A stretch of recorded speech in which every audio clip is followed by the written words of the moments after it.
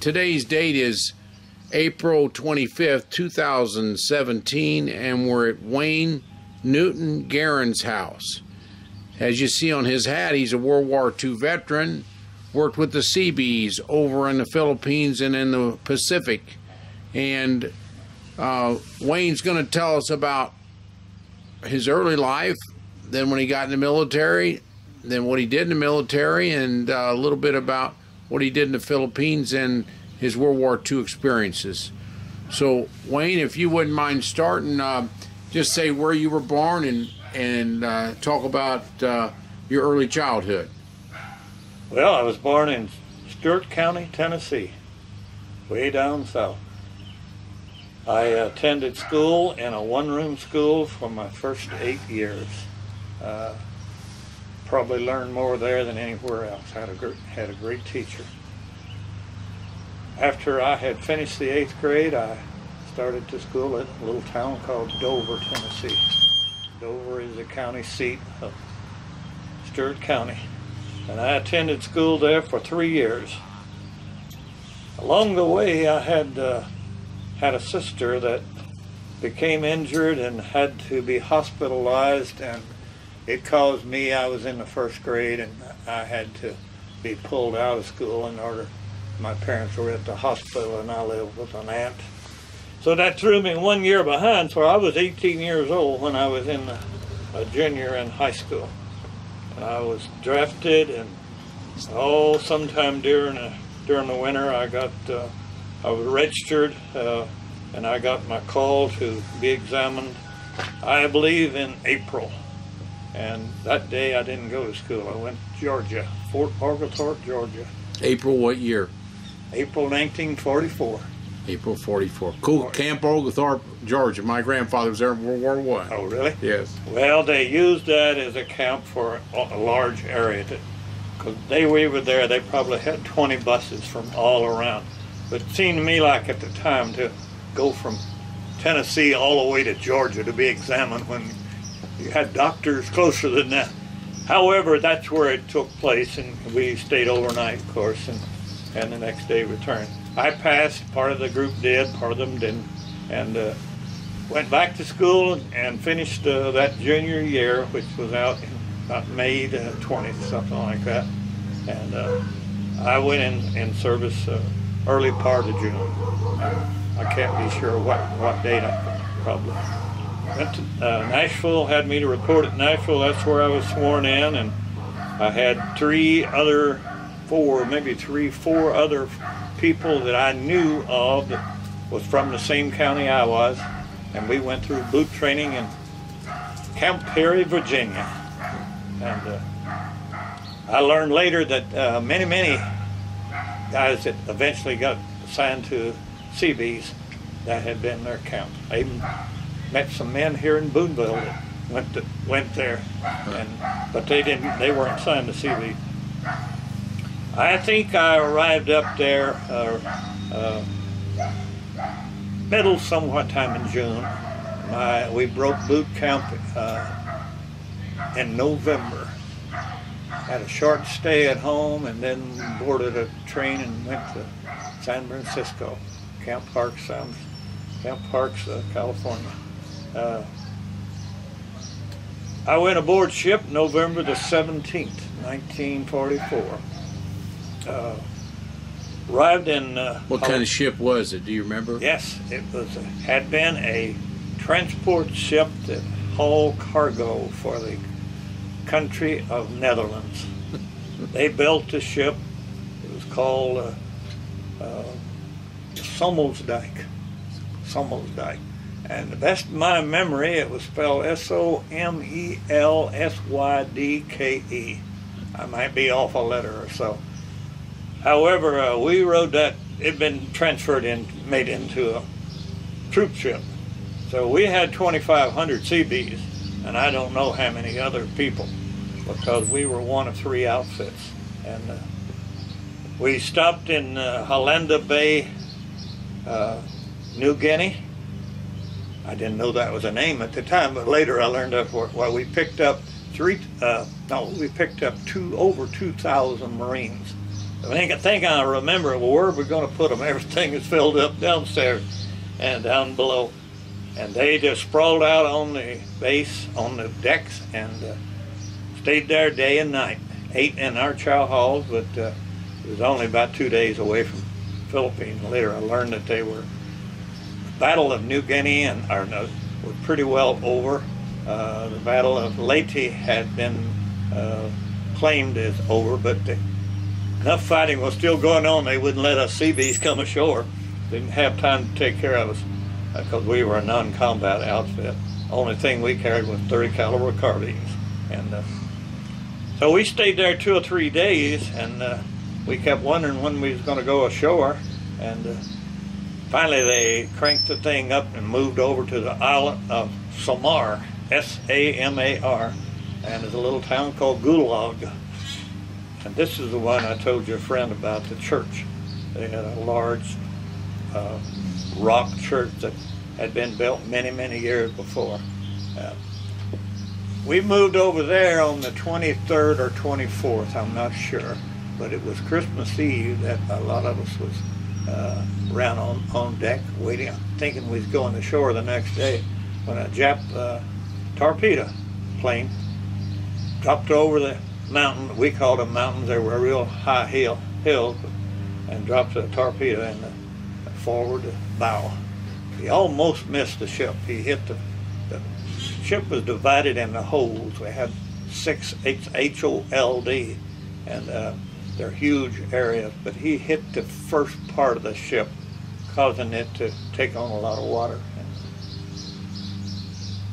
That's about it. What else would you like to know? When it hit the ship, were you in the front of the ship, the bow or the stern, and did anybody get killed with that? I was nude with about 18 other guys we rigged up a tarpaulin up on top deck to take showers.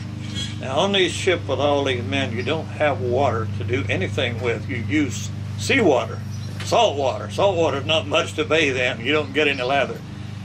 But they do have a desalting organization there to make drinking water, and they permitted those that had been on KP, they had to take showers. So we were waiting for the water to come on, and they turn it on for 5 minutes. You pass through it, you soap up, you go back, pass through it to get rid of the suds, then you go back down into your deck. We were up there, 18 of us that had no clothing, just towels wrapped around us when the torpedo hit. And we knew something real bad before we even got out of this makeshift bathing area. They were announcing on the intercom for all sailors to go below immediately. So we weren't in a rush to go below. We had sailors on 3 decks down, and you couldn't walk very much. It's pretty crowded. So I made it down to my area and got dressed. The first thing I did, and by the time I got dressed, they were announcing, prepare to abandon ship, report on the starboard bow, starboard from the aft, wherever. Was it listing already? The ship already? Yes, it was already listing. Towards the bow of the ship. The captain of that ship, he was an officer from the Netherlands. He had already given orders for the prepare to abandon ship. We were gathering in huge masses there, and we saw these. Of course, I didn't know they were LSTs, but we saw 3, 4 lined up, and they were pulling in, and they'd thrown these cargo nets over, and we were like climbed down those, dropped onto the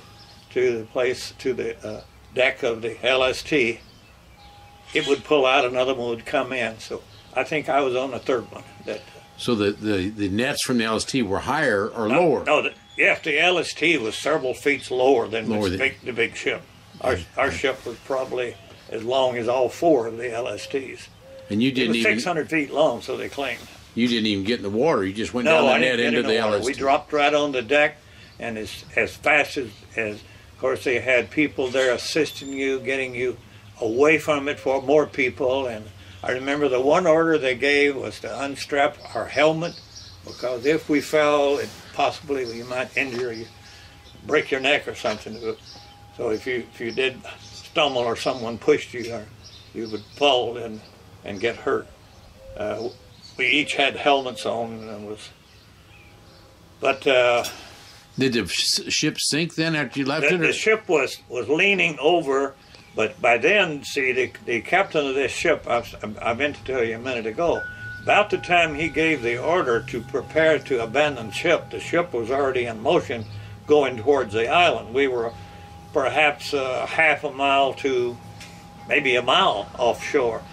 But it didn't take long to get there, and when we went aground, you had quite a jump, you know, and then the ship did turn and off to one side. We were on the side of the ship that where the torpedo had hit, and right up on the bow of the ship, and so consequently, when the nets were swung over, the bottom of the net were 3, 4, 5 feet away from our ship out over the LST, and we were just dropping like flies, yeah, onto there. And I only knew one man. One man fell, broke a leg, because later they awarded him a Purple Heart.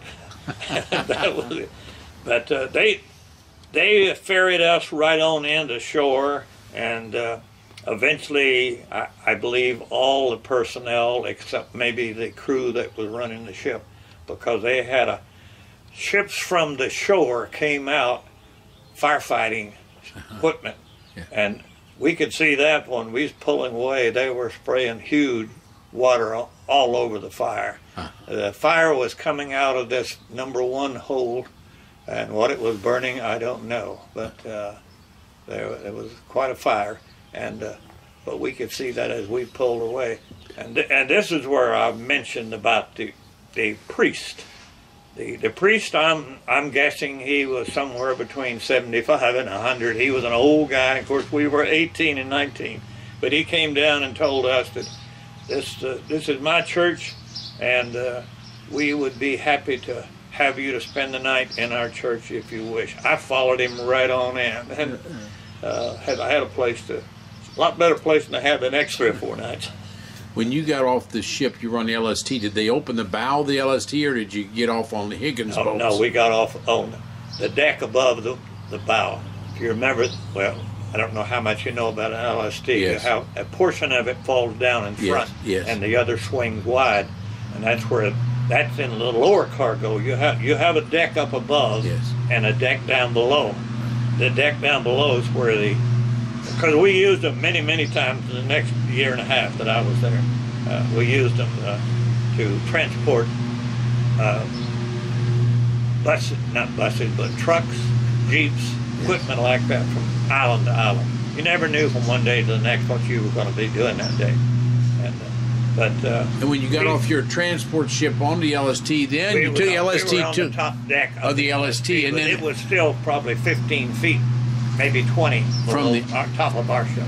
And then when you got to the island and got off the LST, how did you get out of the LST, out of the front of the... Well, see, they continued to load it up, and I'm satisfied that some of these men probably went to the lower deck. I don't know, but I was sort of shoved with hundreds of others to one side, and we stayed on the deck that we came off on, and we went off. They had a gangplank through that. But they had 3 more LSTs behind us, and I couldn't say that they all went off. Some might have stayed on the ship. I know we had 9 or 10 that got killed in that accident. Yeah. Okay. Well, after we had gone ashore on the island of Samar at a little town called Geurin, there were literally hundreds, thousands of us. Beach was crowded everywhere. And as I told you, I wound up in the church to spend the night. But while I do remember this, while we were standing there, a Filipino, they called him a guerrilla. He had a big rifle hung over his shoulder. He came up and saluted one of our officers and said, "I got the guy." And the next day I saw him lying in a dump truck that hauled coral. The Japanese pilot, he only had a pair of black shorts on and when he came ashore, he was wearing a U.S. life preserver. But the guerrillas, when they heard the explosion, they immediately swarmed to the beach, and as he came ashore, they claimed, I didn't see a gun on him, but they claimed that he reached for his gun and he shot him. And he hit in the mouth area. Some of the guys turned him over and looked. He had a place in the back of his head about the size of your fist where the bullet went out. But he was a Japanese pilot. He was a Japanese pilot that dropped it. But he wanted our officer to know that he had got him. And but I do remember that. I remember following these other guys and the priest into the church, and I don't think I was scared at the time. I think maybe we were at the time the thing hit, but we were ashore, and I don't remember having any trouble going to sleep. I remember the next morning we got up and came out, and they had a cardboard sign up, Company 622, 61st Battalion. Well, I knew that was mine, and that's where I reported. Of course, I was mainly interested in breakfast, and there was no breakfast, there was no food. But finally an Army officer came over and said, we will do the best we can. We went over and they gave us each one a bowl of rice, cooked rice that they had. And later they gave us a lot of, they gave us several cases of canned, what I would call wieners, little wieners in this country, but it was all Japanese writing. And we ate those on the way up and back in the mountains. They had a certain area they assigned to us, and we went there and waited 2 or 3 days before we finally got organized enough to go. But 61st Battalion was a organization of Seabees, which were construction battalion. They did everything from build buildings to build wharfs for the ships to unload and load from. They built runways, and they did everything in construction, and they were are well known everywhere. I saw the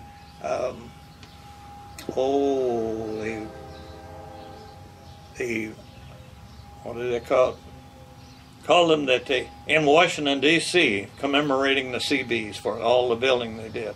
But we were in a company called 622. We had another one there that was 623. We had another one 512, and the others I don't know. And we all had certain jobs. Our job had been assigned. We would land at Tacloban, Tacloban, Tacloban, Leyte, and we would maintain that airstrip and furnish water for any of the ships at sea that needed it. And we didn't get to land there. You had snafus like this. It would happen throughout the war, I suppose. But we stayed on Samar, I'm going to say at least 2 months. Could be 3, but I think it was 2. And when we landed, when we got away from Samar, we worked the whole time we was at Samar doing something. But when we left there, we left on the LSTs. LST pulled in, and they had taken the trucks, bulldozers, jeeps, every kind of piece of material that you would know how in building highways or roads. We had those on that ship, and they had removed those and had torn them down. This is what we were doing on that 2 months. Gone into the motors, got out the salt water, rebuilt them, and we used them all. The trucks, the jeeps. We probably had 25 trucks, maybe that many jeeps, 2 or 3 big heavy rollers. I know several bulldozers, because one of our, he wasn't a close friend of mine, but he got killed within a week after we got there. He was out pushing down trees, and a sniper got him. So we still had fighting going on, but he was the only one that I know that was killed by the enemy after we landed, because the Japanese had given up and left those islands, but they had people scattered there, and the Army usually took care of that. But occasionally one would get through. That one man, though, he was on a dozer, and he got. But we finally left there on the LSTs. About February or March of 45. Yes, yeah, I would say about February. It was about 2 to 3 months. So I'd say probably March. It's summertime all the time over there. Yeah. And because Battle of Okinawa starts about April of 45 and ends in June of 45, but you're in the Philippines right now. Yes. Well, when you had the Battle of Okinawa and Iwo Jima, I understood that you didn't have much water there, drinking water for you. And I remember how we got that. We ran pipes. I would say they were 6-8 inch in diameter, at least 3 miles inland up to a river that was flowing out of the hills, and built huge screens around the entrance of this pipe. And then they had pumps and pumped it all the way down to the shore.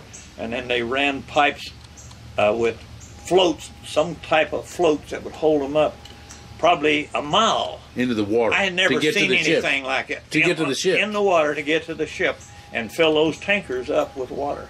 And these are things, a young 18-year-old had never seen things done like that.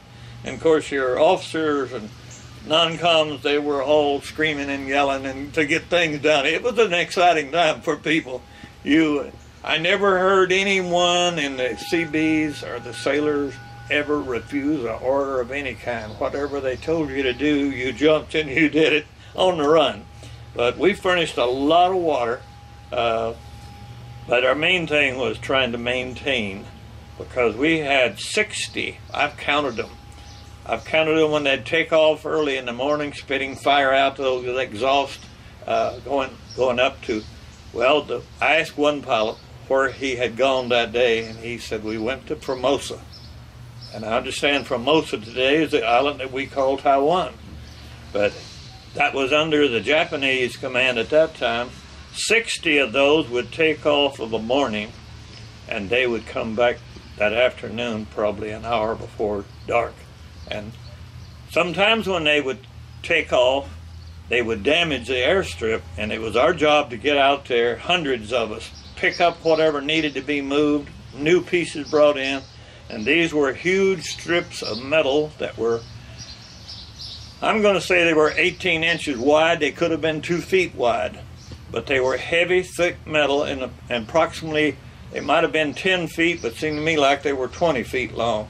And you lay them down, and they had finger-like clips on each side, and they clipped right into one another and snapped. How thick were they? An inch thick or a quarter inch? No, they weren't that thick. They were probably a quarter of an inch thick, something like that. They were thicker than this, of course. But these huge planes landed on them, and when they'd come in, sometimes they would mess one up. And we repaired them daily, whatever they needed done. It tore them up more when they landed than when they took off. But when they landed, they'd tear them up too. We had some bad trouble though taking off. We had a B-24 one morning took off, and something caused it to lose power, and it came down, and the entire plane blew up. Yeah. They were loaded. This I remember quite well. I would go down and help them. Sometimes they had the Army to do this, but sometimes they would let the Seabees help them, and that was loading the plane. Now, when these airplanes came in, they immediately went to a side strip, and if they needed repairing where they've been hit, and I've seen planes come in with holes in them big enough that you could crawl through, and they would cannibalize the old planes, cut out the aluminum, come back, rivet it over that hole. It's amazing what they do. But what I started to say, we would help them load the bombs. The bombs were 500-pound bombs, the best I remember. And of course, no one could lift them, but they had a hydraulic trailer that would straddle them, pick this thing up, and it was on wheels, and they'd push it to one side, they'd get another one, and you might have 20 of those all lined up, and you had something about 3 times bigger than our lawnmowers today, a little tractor. They would drag those under, and they'd go under the wings of those B-24. And when they would get there with this bomb, how many they put on, I don't know. I never counted them. But they would raise that up and lock them in place to get ready for the next morning. Some of these guys would work all night long repairing the planes and gassing them up and loading the bombs. Everybody knew their job, and that wasn't the Seabees' job, but if we were called on to it, we did it. And we helped the Army out many times when they had to unload equipment and didn't have the equipment to unload. Of course, we had lots of equipment, and but I do remember the bombing, those big bombs that dropped. But one morning, and I wasn't near the airstrip, I was a mile away, but we heard the bombs go off, and we were rushed down there, and we never found a man parts any bigger than probably your head. All of them were killed. All of them were because it went first. off by mistake Yeah. in a plane. The plane lost power and it fell. I see. I don't know how high. It could have been 500 feet high, but the plane took off and made a big circle, and they circled the airstrip and got into formation as they come up. They usually have 3, 3, and 3, and you had a leader up there in front, and then you had these others behind you. Well, one of those in the rear lost the power, and he never got it. But that was the only one that I ever knew that exploded there at the airstrip. Well, I was there. Did he still have bombs on board? Yeah, it had the bombs on board. He was taking off or coming back? He was taking off. He was taking off. Yeah. I never saw one have any problem coming in, except they were, sometimes it would be a part that would be dragging. You know, they shot up. Some of them were shot up pretty bad. And of course, they didn't let us near them when they were unloaded. Now, sometimes they would have us to take a 5x5, which is a large truck, down and pick up the pilots and the bombardiers, navigators, and bring them back to their tented quarters. Yes. And sometimes they'd tell you something, most of the time they didn't. Yeah. We were just little seamen, 18-year-old kids, so. But okay. If you want to know more about the metal parts that they covered the airstrip was made out of coral, and the coral is crushed. They had a stone crusher, and the airstrip was laid out and pounded down with some kind of instruments they had, and then the last covering was these metal strips, and on each side of the metal strip and at the end were little juts of perhaps 2 to 3 inches, these pieces of metal sticking out with openings on each side, and these pieces slid in together and then jerked in position that locked them in place. And they would use probably, I think we'd have at least 3 strips on every, together. You'd have one group of approximately 10 to 20 feet long, and then you'd have another one until you covered the entire airstrip. And of course, as soon as the planes would take off, our job was to go out there and inspect every inch of it and redo it if necessary. And after the planes had landed, same. I did see one come in one time that landed somehow or another. He got mixed up. He landed out on the grass and the weeds on hard ground. But we didn't have much mud. It was not out there on the airstrip. I didn't see anything like that. Did that metal ever cut your hands, or you see? I'm sure it did. We wore gloves, but it was heavy and cumbersome, but we had lots of men though. How did they get it over there? They put it on LSTs or other big ships, and they unload it. I think it came in big ships. Big ships, and then they unload it. Yeah. Then did they pick it up and move it to another island after they're done? I didn't see them move anything. It was still there when I left the airstrip. Just left it there. I think they built each airstrip that way. If they didn't. Now, I never was up on the island of Luzon, because that's a large island, and the capital, I believe, is Manila.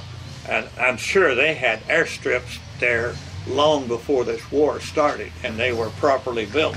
But on Leyte, apparently they didn't have airstrips, and the Seabees built these at the beginning. As soon as they took the island, their first idea, that put us that much closer to Japan.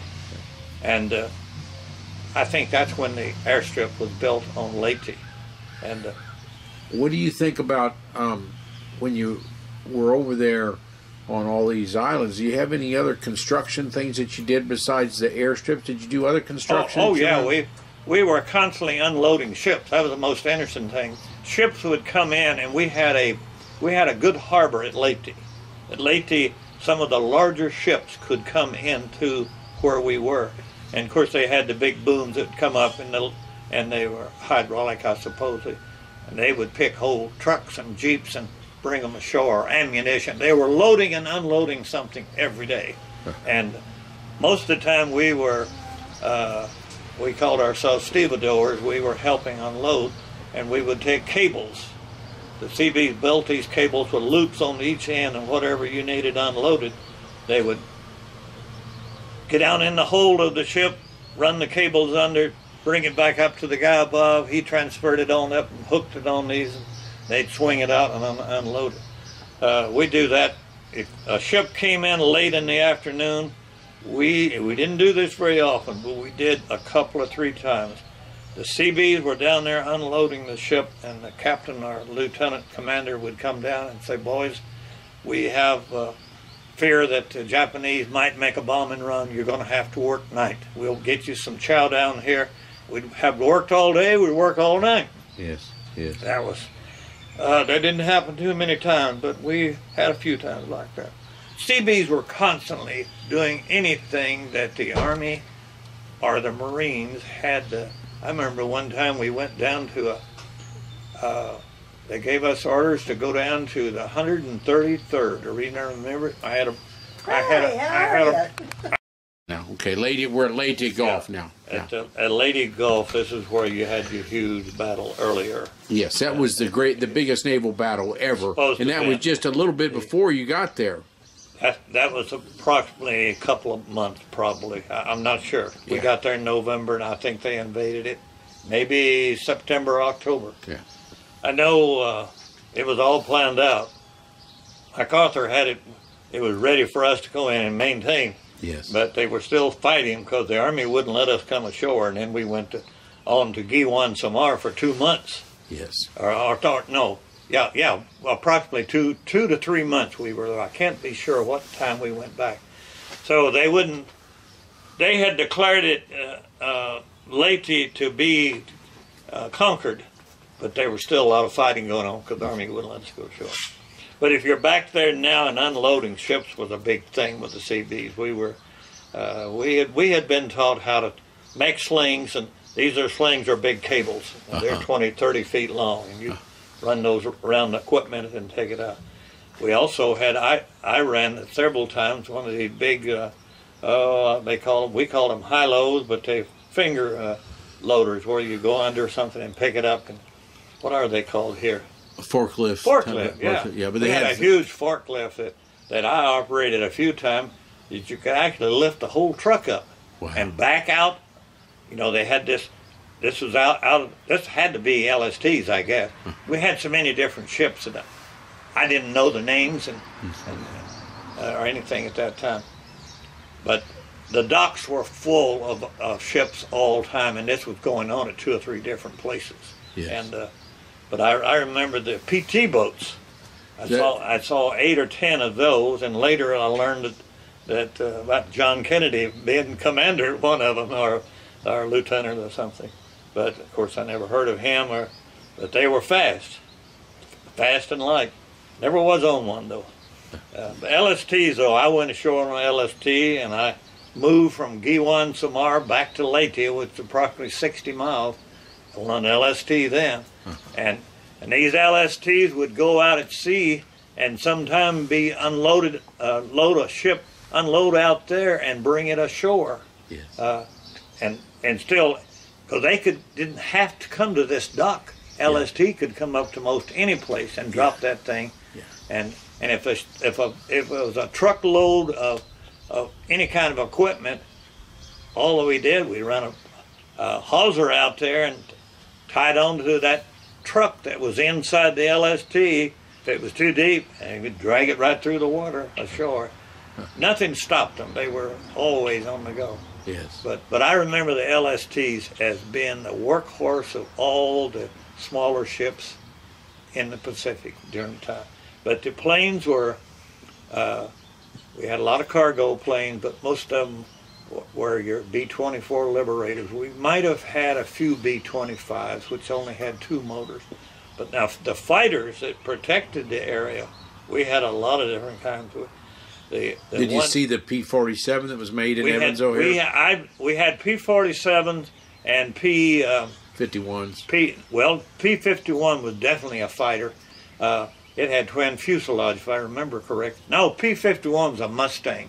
Yeah. P-38 had the twin. We had a few of those. Yes. I don't know why with so many, but you had so many different islands in this fighting, and occasionally they would come down and land, and they'd get ammunition and go back up again. But the workhorse, though, of the fighter of the Navy was the F-4U Corsair. Corsair, I saw more of those than any. And then we had the, you gradually learned all of them. You had the F4, I think was a Wildcat. You had a Wildcat, a Hellcat, and the Corsair. But I believe the Corsair was a.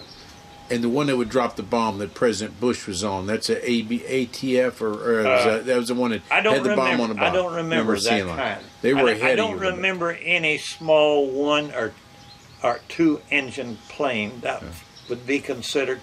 I know we had some that P, because that P was stood for pursuit, I believe. Yeah. But it was fun watching these fighters, because after they had made a kill. Now, this is a story that the pilots told us. We'd see them come in, and then one would take off and go back up and do belly rolls, and we'd ask them, what are they doing?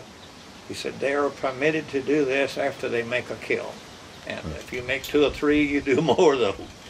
What's a belly roll? Upside down?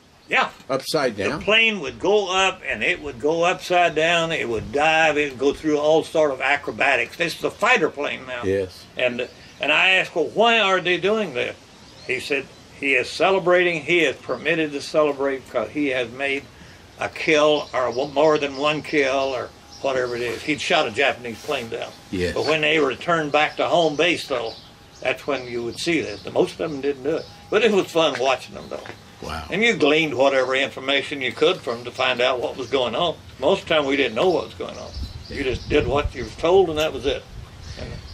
Now, when you got done in the Philippines, did you ever go to Okinawa, or where'd you go after the Philippines? No, I stayed in the Philippines until I came home, and never went to any other place. When did you go home, and what kind of ship did you go home on? I went home on a transport. It was called a Bland, B-L-A-N-D. I assumed the Bland was a name of some important person, perhaps a general, I don't know. It was on the side, it had the name Bland, B-L-A-N-D, and it was full of sailors, and that was in 1946. Was it called a troop ship or a liberty ship? Yeah, it was probably a liberty ship, I imagine. Yeah. But you know, they're just full of people. They're full of every floor. Actually, we didn't use the word floor. There were deck, but every deck you went down to a new one. You had. I know. The first one I was on and going over had 6 bunks high. I was on the top bunk, and one of the old salts told me, said, when you go down, get one up above, because otherwise we get ready to get into rough weather, they'll be vomiting in your face. So I got to the top one.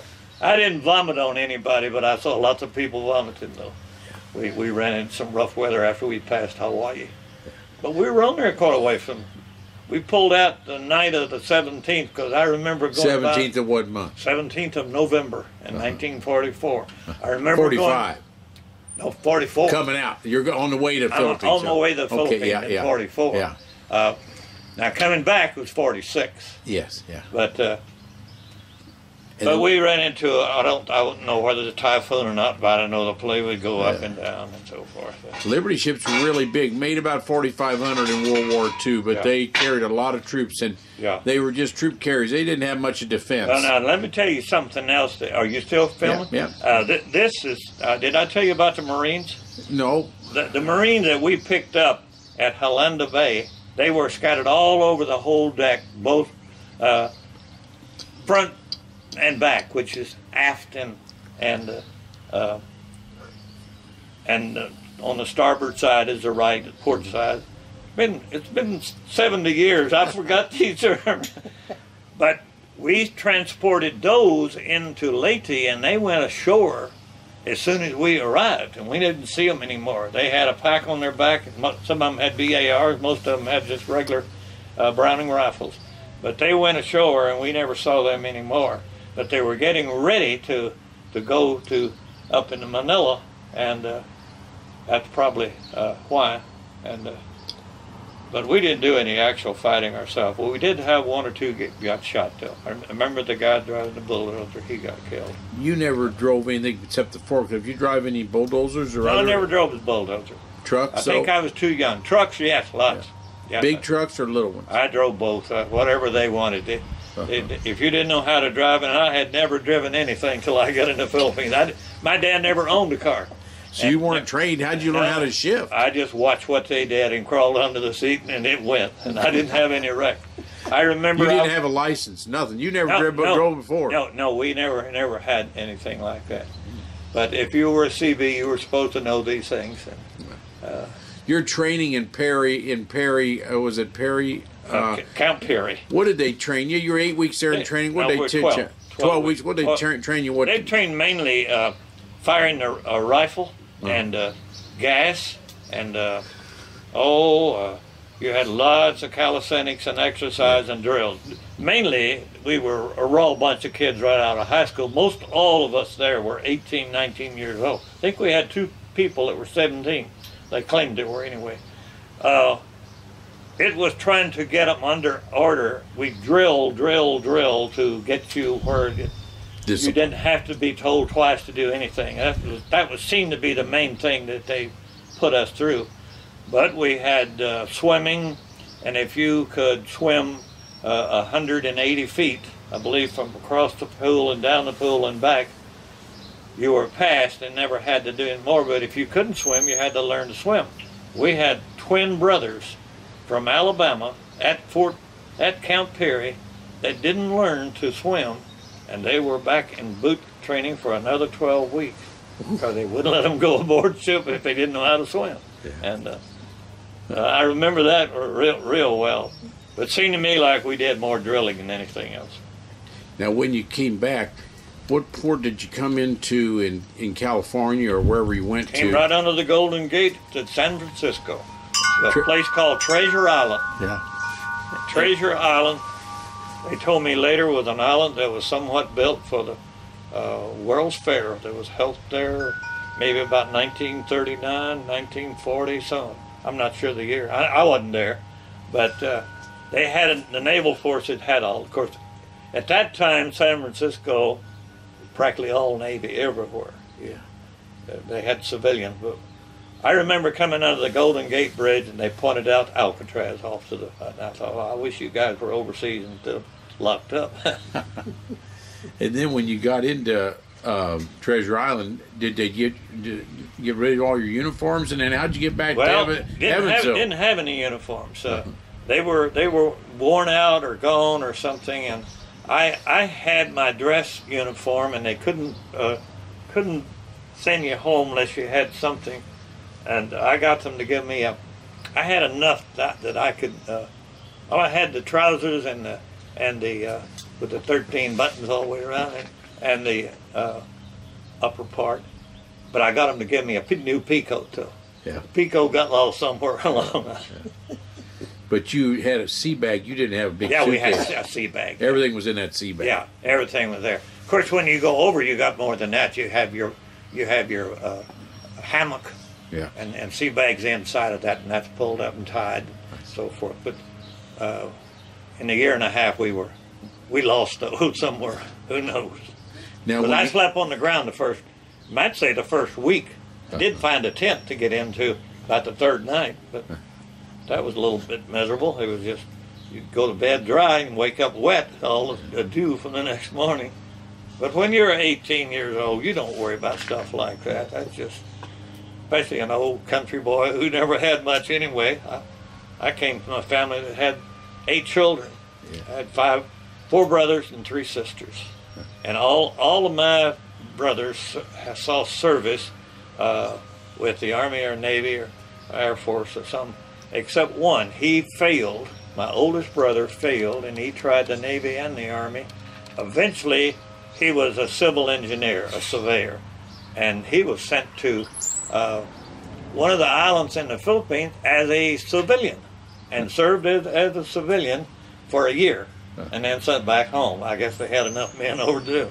Yeah. But my next brother was in the Army. He was on the same island that I was on, He was in the 133rd Medical Corps, and I got a ride from, this is interesting.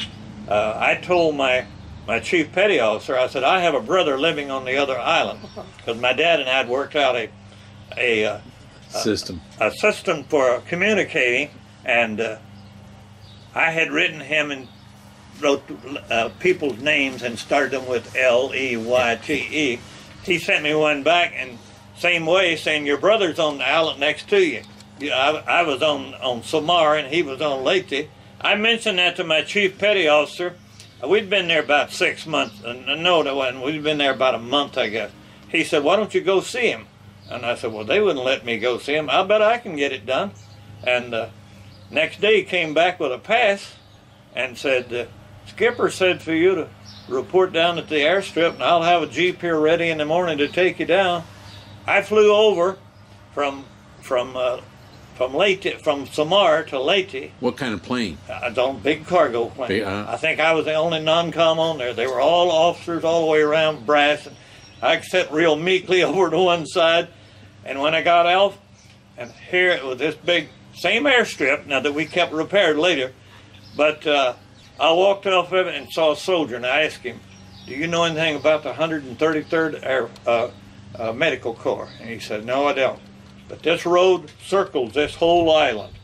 And he said, somewhere along the line it is there. And I went out there and threw my hand up, and every time I tried to get a ride, they stopped. I think I was on my 4th ride. Yeah.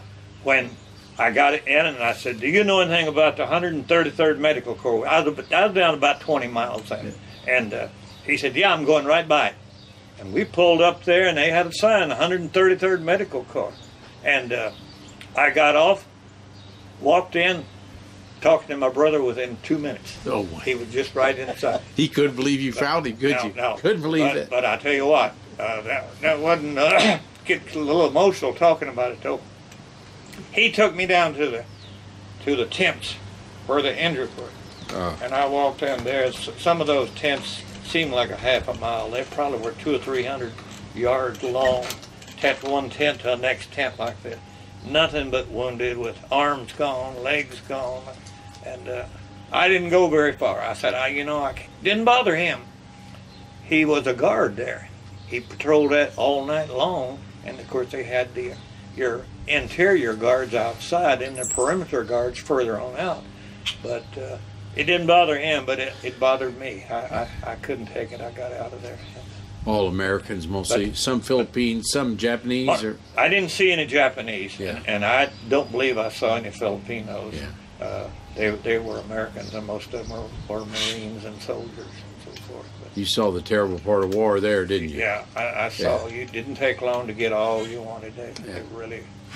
Yeah. But I remember that little incident though, and then I stayed for lunch, and I think they had beans and wieners. And it had a big old metal, not a mess kit, but a tray, and you had to souse it down in this hot water and you got through, and I said, you need to come up where I am, and you get some good food. Later he did. He came but up. That was the flight. Yeah. Now I went back to Tacloban the next morning. And flew out? No, I couldn't get anyone to take me. The pass didn't say return. So I went down to, they said, you got a mail, they called it a mail hack, but it was a LCM, a landing barge is what it was. Where just a barge, about 20 feet long. It was a boat or a plane? It was a boat. I see. It was a boat. And he said, yeah, I've got the movies and the mail that I'm taking over to Geurin in about an hour. So how far was that? About 10 miles? 60 miles. 60 by ship. Yeah. That in bad sea would be bad for that 20-footer. I was on that thing over 6 hours.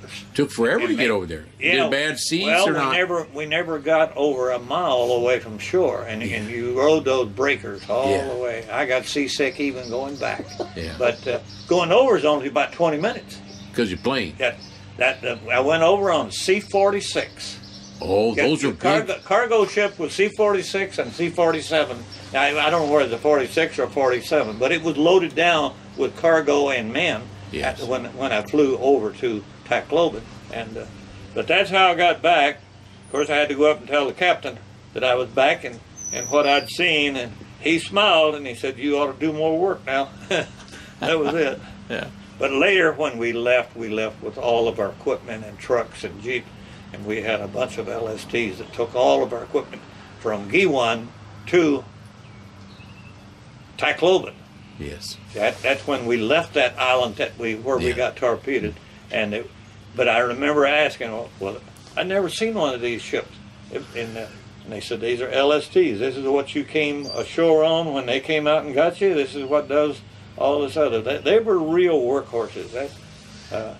Whether they probably were used in some of the invasions. I don't know. Yeah, my dad was on one LST 626 invasion of Okinawa. He probably Okinawa. told you how much of a workhorse they are. Yeah, he's probably in your area too. Because the ones that drop down, like the front end drops down, the doors open, they would drive all sorts of trucks and everything inside there. But the men went up a ladder into the upper part, and which it wasn't too many of us, I guess. I don't know, but we were loaded down anyway. Yeah. Well, and then when you came back to the States, you got on a train and get back to Evansville, or did you go back to Tennessee? No, they send you wherever they want to, and the closest place to my home, I was up in Stewart County, and that's about 165 miles from Memphis. And you got a naval base there at Memphis, a small one. I can't think of the name, but that's where they sent me by train back to Memphis, and that's where I was discharged after they spent 2 days trying to talk us into staying. And of course, the other part I need to tell you is that my mother and dad never had very much education. They wanted me to go to college. I had GI Bill, and I went to Murray State University. Murray State Racer. Became a teacher, Yes. and that's why I was up here.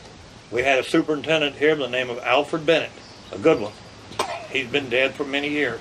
But he was down at Murray asking for teachers. I didn't see him, but I knew the man who was in charge there, and I had just finished up with a firm that I'd been. When I first finished college, I went to work for Atomic Energy. Actually, one of their companies under them. It was F.H. McGraw that built the atomic plant at Paducah, and I was on the guard department there. And they hired me because I had a college degree, and I was an instructor many times on things that I didn't know anything about, but I tried to learn it. When the plant was built, then I got let out. I had 3 years. Best money I probably ever made in my life was there. And so what year, 46 to 49? Well, I graduated in 1950. 50, so 50 to 53 you were at the plant. And I was there 50, 51, 52. And I guess I came up here in 54. What did they make at that atomic plant in Paducah? They took the material that came from Oak Ridge. They'd bring it on trains, big converters. They were big as a freight car. And they hooked it up and ran this gaseous fusion through these lines. Don't think it was too safe. I got out of there after 3 years, but not because I wanted to, because they laid off all of the guard department. And I had been an instructor, a lieutenant there, and I was making $7,500 a year, and I came to Boonville, the teacher, for $3,000 and something. It went down that much, but I had 3 good years. But he came down there, and when I went back out to the college to see if they had any job openings, and he told me, he said, this man from Indiana was down here yesterday. So I got on the phone, or he got on the phone and called him for me, and he said, come up tomorrow. Well, I expected to stay no more than a year and find me another better job, but I never made it. I stayed. And what school did you work at in Boonville? I was principal for, I was here 33 years as a teacher principal, and I taught 4 years, once in the 6th grade, 1 year in the 6th grade, 3 years in junior high, 7th and 8th. And then the rest of the time I was a principal. At Boonville High? No, I was principal at grade school. I was at Clark 21 years. Clark was 450 students, and then I moved out to Logue, which was a new school. Was when I moved there, and I've been retired 30 years. So anyway, I was out there 12 years, so I had a total of 33 years. I was 62, and I I was ready to retire, and I gave it up. Did you meet your wife here in Boonville? Yes. Is that how you met her? How'd you meet her? She taught school for me. Is that right? Yeah, At Logue or at Clark? Clark. That was at Clark. Yeah. And, she's my second wife. I see. Yeah. My first wife and I were divorced. I see. I had 4 children by my first wife. We had no children, but she had 2. And we've been married 43 years. Wow. So we've got along pretty good. Yeah. Yeah. But tell us how important that GI Bill was for you and a lot of your GI friends. Bill was, as far as I'm concerned, was very important for all American soldiers and sailors and Marines. It's a shame that more of them didn't take advantage of it. But my brother did not, and in fact, I had 3 brothers that were eligible. Two of my brothers served Vietnam, not Vietnam, but Korea. Yeah. They were too young for World War II. But my brother Ray was 3 years older than me, and he wouldn't go. But every one of them should have gone to college if they could. Yeah. And but I went, and I haven't regretted it. And I had a lot of friends that here that went there. And it's a shame that more people didn't use it, and maybe a lot of them did too. But I was at Murray State, and it was only 30 miles from where I was born and reared there in Tennessee. Just the 2 states or 2 areas are very close. Got my master's though from IU. I went to IU and got it in 1957, I guess it was. As soon as I got up here, I started going there during the summer. Attended down at U of E at nighttime. They'd send professors down from IU, and got about half of it done. But you had to have at least one summer on the campus. And we, another teacher and I, drove up at night once a week, and then we went up and spent one whole summer. And biggest thing was that T500, writing those theses that you have to do. But I had a lot of help. Yeah. I managed to get through. In fact, I got an A out of it. I remember that. Can you tell me what you felt on the day of December 7th of 41? You're probably only about 12 years old. You were 13 years old. No, I was a little older than that. 14, 15. But tell me what you I felt. was born in 1926. Okay, 26. This is 41, so I was 15 years old. So you're one of the babies of World War II. But I told you I lost a year when I was down 6 or 7 or 8 years old. And but I was 15, leaving the 8th grade, and I remember it was a lot of excitement. Everyone was talking about it. The people that were dumb like me, which I didn't say this, but I heard it, oh, we'll whip them in 6 weeks. They're nothing. They're just a little tiny country. It's about like the people talk about North Korea today. They don't know what they're talking about. But it was an exciting thing. And I was 15, would have been 16 in February. And so I was at least 1 year over age, but I was a junior when I registered at 18 years old.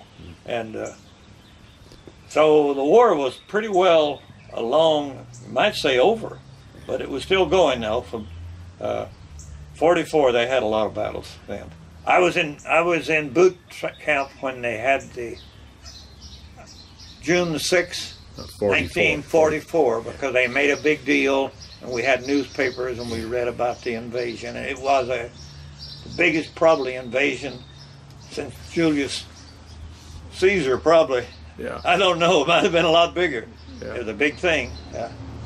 Now, when you heard of VE Day, I think May 6th of 45, we were happy. You were gone. You didn't even know about that because you were overseas. But when you heard about it, they announced it. They announced it. Yeah. Yeah. They announced it over the loudspeaker and at where we were. And everybody was happy with that because they stopped the Germans. What about when they had a bomb drop? That was when we really were happy. Yeah, you heard about that right away, or right soon away? After? We heard about it within a day or two, and I think the biggest excitement. I remember all the rockets, every ship in the harbor, and sometimes you'd have 50 or 60 ships anchored out there, maybe a mile apart, all everywhere.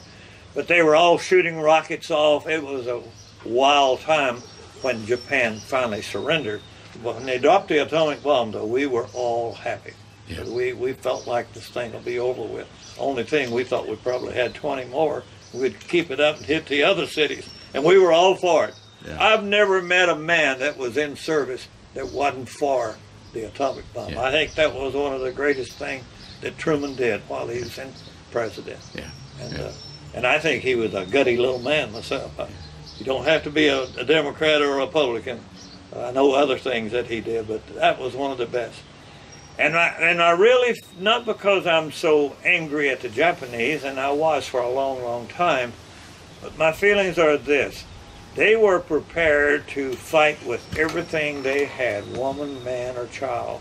And had we had to invade those 4 islands, Honshu, Kyushu, and Hokkaido, I believe, Hokkaido. If we'd have had to invade those islands, we would have lost many, many, many men, and they would have lost a lot more. And what I'm saying is the atomic bomb saved lives. Yes. Yeah. In my opinion now. Yeah. And I think I'll find people, I've read books where they feel the same way about it. Probably saved your life. You might have been Yeah, over there. very You might much, not be very, here. might have, yes, that's true. Yeah. That's true, yeah. Well, this has just been super. Have you, Warren, you got any other questions about things? No, I don't have any things. You know, different things will come to you about your overseas, but that was a long time ago, and I don't regret anything that I did, and I don't feel important or over happy about anything I did. Yeah. I just did what they told me to, and it was a very exciting time for an 18-year-old to travel that far And see all the things you saw. Meet all these people and Yeah. see all these planes and so forth. Unbelievable at a young age. Miss Geurin, do you have anything else to say that he hasn't brought up on us? Anything you can think of? Not that I can think of. Okay. Well, appreciate you spending this day with us. This is awful nice of both of you.